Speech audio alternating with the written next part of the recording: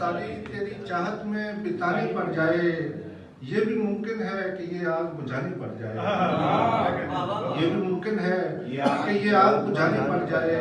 और मेरी इस खाना बदोशी का सबब पूछते हो, मेरी बदोशी का सबब पूछते हो, अपनी दीवार अगर तुमको गिरानी पड़ जाए,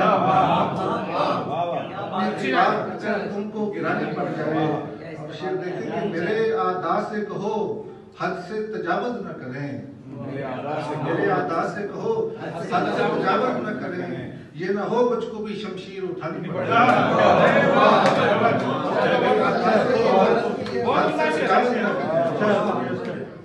मेरे आदा से कहो हद से तजावुज न करें, ये न हो मुझको भी शमशीर उठानी पड़ जाए। और क्या तमाशा हो अगर वक्त के सुल्तान को भी दरे इंसाफ की जंजीर हिलानी पड़ जाए।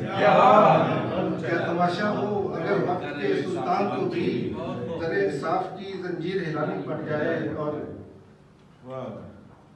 काश फिर मुझसे वो पूछें मेरी वहशत का सबब, काश फिर मुझसे वो पूछें मेरी वहशत का सबब, काश फिर मुझको वो तस्वीर दिखानी पड़ जाए। काश फिर मुझसे वो पूछें मेरी वहशत का सबब, काश फिर मुझको वो तस्वीर दिखानी पड़ जाए। लगता है कि दश्त से शहर में कुछ सोच के आना आसिफ, दश्त से